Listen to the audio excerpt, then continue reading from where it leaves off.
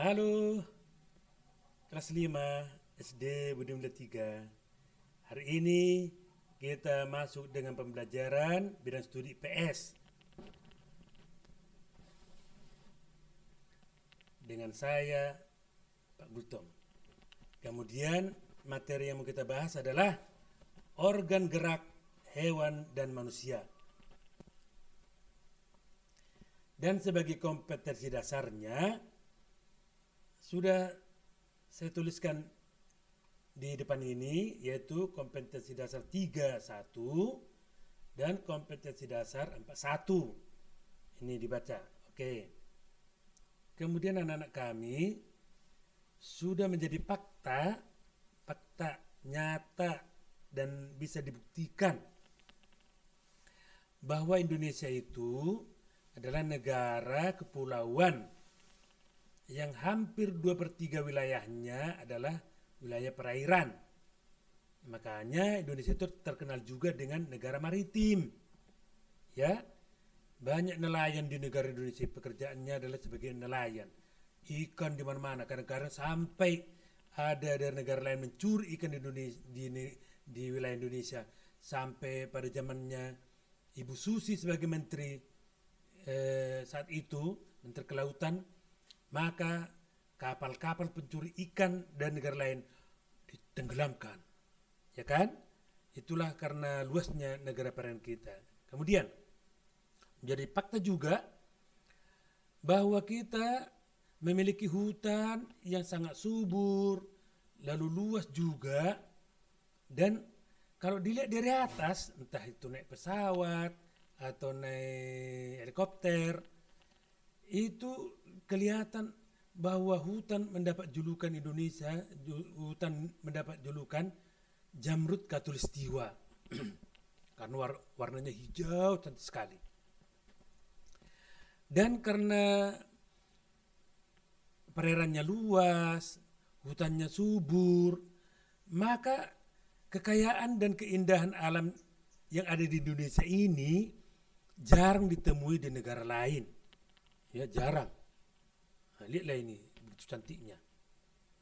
Dan luas wilayah Indonesia itu, karena luasnya wilayah Indonesia itu, maka menyebabkan flora dan fauna menjadi beragam, macam-macam lah. Macam-macam flora dan faunanya. Sangat beragam, ya. Kemudian anak-anak kami, bahwa karena keragaman itu kan kekayaan flora fauna Indonesia. Apa tanggung jawab kita? Kita diberikan Tuhan yang begitu memiliki flora dan fauna yang beragam. Apa tanggung jawab kita? Tanggung jawab kita adalah kita harus menjaga kekayaan itu, flora dan fauna. Jangan sampai dibuat jadi punah, ya. Supaya harus terus beregenerasi terus. Nah, makanya kan pemburu-pemburu dilarang contohnya memburu jenis hewan tertentu. Dan selain kita menjaga itu, kita juga harus bisa melestarikannya. Tahu kalau anak-anak kami apa maksudnya melestarikan? Membuat seperti aslinya. Jadi kalau kita tebang satu pohon, maka kita harus menanam bijinya lagi biar ada regenerasi. Jadi tidak punah, ya. Nah, jadi bolehkah umpamanya dimakan daging? Boleh. Tetapi harus ada juga kita kembang biakkan biar ada penggantinya. Itu dia. Kemudian fauna dan flora itu mereka mampu beradaptasi dengan lingkungan demi supaya bertahan hidup, ya. Jadi kalau mereka umpamanya tinggal satu wilayah, makanan sudah habis, mereka nggak tinggal diam, mencari lagi ke wilayah lain. Itulah bergerak mereka. Mereka itu bergerak supaya hidup. Nah, kalau diam aja, ya matilah dia, ya kan? Nah, jadi fauna bergerak dan berpindah tujuannya adalah untuk bertahan hidup dalam mencari sumber makanan baru, ya. Nah, Kau ingat-ingatlah seperti yang di daerah sekitar Prapat sana itu. Mengapa monyet-monyet menjadi pindah ke jalan raya? Mengapa pindah ke jalan raya? Karena makanannya di sekitar wilayah habitatnya di hutan itu sudah habis. Nah sekarang sudah ada marga manik mengembalikan habitat yang dulu supaya mereka bertahan, dipanggil kembali, diberikan makan. Nah itu cara manusia untuk menjaga lingkungan supaya lestari juga. Nah kemudian flora dan fauna itu bergerak dan berpindah juga dilakukan. Selain flora dan fauna itu berpindah itu dilakukan juga oleh manusia untuk memenuhi kebutuhan sehari-hari. Lihatlah zaman sekarang ini. Kenapa orang-orang Samosir yang orang Batak sudah ada di seluruh wilayah Indonesia? Tentu untuk mendapatkan pekerjaan. Kalau di Samosir aja dia tinggal, nggak ada lagi pekerjaan, tidak ada lagi. Jadi mereka merantau.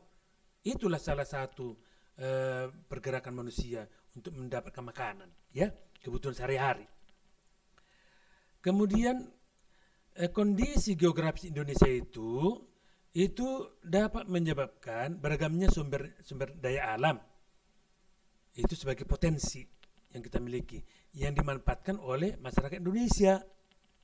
Nah, kemudian juga kondisi geografis Indonesia itu memiliki potensi yang berbeda di tiap wilayah, sehingga saat dibutuhkan dan tak ada di wilayahnya lagi, masyarakat akan mencari di daerah lain.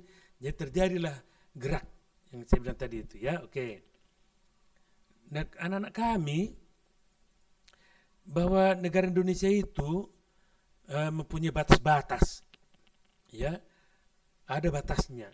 Sebelah utara, sebelah selatan, sebelah barat, sebelah timur, ada batasnya wilayah Indonesia itu. Inilah peta Indonesia, lihatlah. Nah, di mana di sebelah utara dia itu berbatasan dengan negara Malaysia, Laut Tiongkok Selatan, Singapura, Samudra Pasifik, Filipina, dan Brunei Darussalam. Itu sebelah utara, Indonesia berbatasan dengan negara-negara itu. Sebelah timur, Indonesia itu, ya sebelah timur, berbatasan dia dengan Papua Nugini dan Samudra Pasifik. Nah, kalau di sebelah selatan, Indonesia itu berbatasan dengan negara Timor Leste, kemudian Samudra Hindia dan benua Australia, ya, Samudra Hindia dan benua Australia. Itu dia. Kalau di sebelah barat, negara Indonesia itu berbatasan lah itu dengan Samudra Hindia, ya, Samudra Hindia, kemudian benua Asia. Nah, anak-anak kami, kalau kita lihat lagi letak geografis Indonesia, letak geografis. Tahunya kalian apa artinya geografis? Letak geografis? Letak geografis itu anak-anak kami, letak suatu daerah atau wilayah dilihat dari kenyataan di permukaan bumi. Ya, sekali lagi. Letak suatu daerah atau wilayah dilihat dari kenyataan di permukaan bumi. Itulah letak geografis. Jadi kalau letak geografis Indonesia yang nyata di permukaan bumi ini, nah, Indonesia itu berada di antara dua benua dan dua samudra. Nah, di sebelah utara dia itu berada di berbatasan terletak di antara dua benua Asia. Kemudian dengan benua Australia. Kemudian bahwa Indonesia itu terletak secara geografis di antara Samudra India dan Samudra Pasifik. Nah, itulah letak geografis Indonesia, ya. Nah, kemudian anak-anak kami, kalau kita sudah melihat letak dari geografis, ada juga letak dari astronomis. Ya, kalau kita lihat letak astronomis Indonesia, tadi letak geografis sudah Pak Gultom terangkan. Lalu kalau letak astronomis itu apa ya? Nah, letak astronomis itu adalah letak suatu tempat dilihat dari posisi garis lintang. Ini lintang dia, lintang ya. Nah, dan garis bujur, ya, garis bujur.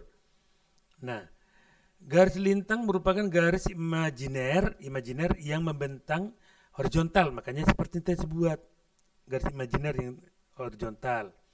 Kemudian kalau garis bujur merupakan garis imajiner yang melingkari bumi secara vertikal, gini dia, nah, gini ke atas ya. Nah, itulah arti letak astronomis. Nah, lalu kalau begitu letak astronomis Indonesia di mana ya? Itu terletak di 6 derajat lintang utara sampai 11 derajat lintang selatan dan 95 derajat bujur timur sampai 141 bujur timur. Nah, kemudian letak astronomis itu menyebabkan wilayah Indonesia dilalui oleh garis khatulistiwa. Dan garis khatulistiwa menyebabkan Indonesia beriklim tropis dengan 2 musim, kemarau dan hujan. Ya, itulah kalau letak astronomis Indonesia. Nah, kemudian anak-anak kami, kita lanjutkan lagi bahwa berapakah luas negara Indonesia itu. Nah, di sini juga saya kasih tahu luas negara Indonesia itu secara keseluruhan lautan dan daratan kalau digabung lebih kurang 5.193.250 km persegi. Maka daerah daratannya luasnya adalah 1.919.440 km persegi. Itu hanya daratan. Tapi karena suburnya daratan itu, Indonesia terkenal dengan negara agraris, banyak hidupnya di pertanian. Kemudian luasnya perairan, yaitu 3.273.810 km persegi. Karena sangat luas daerah perairannya, maka dikenal juga Indonesia ini negara maritim. Ya, banyak kekayaan ikannya di laut. Nah, kemudian itu perlu dilestarikan. Nah, kemudian anak-anak kami, kalau kita lihat di daratan Indonesia itu ada kenampakan yang kita lihat di daratan, yaitu kenampakan alam yang berbukit-bukit. Ya, ada juga kenampakan alam yang dia berbentuk gunung atau pegunungan. Ada juga kenampakan alam dia berbentuk dataran tinggi. Ada juga kenampakan alam dia dataran rendah. Kemudian ada juga kenampakan alam pantai.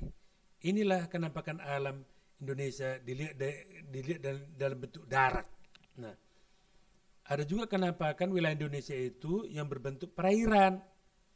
Apakah kenampakan Indonesia yang berbentuk perairan itu? Satu, kenampakan alam danau, kenampakan alam rawa, kenampakan alam sungai, kenampakan alam laut. Itulah kenampakan alam di perairan. Sebagai contoh ada di sini, bisa kamu lihat sebagai contohnya, contoh realita ya. Kita ambil 2 wilayah. Kalau di Pulau Kalimantan, kenampakan alamnya itu Pulau Kalimantan kebanyakan sungai berarus tenang, itu sungai kalau Kalimantan. Tapi kalau di wilayah Papua, kenampakan alamnya itu berupa gunung, pegunungan, dataran tinggi, dan ada juga pantai. Itu contoh realita kenampakan alam. Nah, anak-anak kami di sini supaya lebih jelas untukmu, bacalah ini buku yang saya pegang ini. Lihat. Nih, lihat ya. Lihat ini, halaman 1 sampai halaman 2. Bacalah dengan teliti, baru ringkas dia, ringkas. Mana yang penting-penting untuk kau catatlah. Ya, udah kelas 5 kalian, udah bisa meringkas mana yang penting-penting. Catat ya ini. Kemudian halaman 1, halaman 2 tadi. Setelah kau catat itu, Kemudian ini ada Bapak Guru buat tugasmu. Ada 3 soal, tidak banyak-banyak, 3 soal. Ini ada soal di sini. Baca sendiri, ya. Nah, kemudian catatanmu tadi itu, yang meringkas tadi itu, dengan setelah kau meringkas, kemudian menjawab soal, buat dalam satu buku tulis. Dalam satu buku ya, buku tulis khusus IPS. Khusus IPS. Kemudian nanti saya share ke grup kapan akan saya kumpulkan di sekolah dan orang tua mengantarkan. Nanti akan saya share di di grup kapan orang tua mengantarkan buku itu ke sekolah. Oke? Saya kira demikian dulu yang boleh saya sampaikan materi untuk kelas 5 pertemuan pertama ini. Terima kasih. Thank you.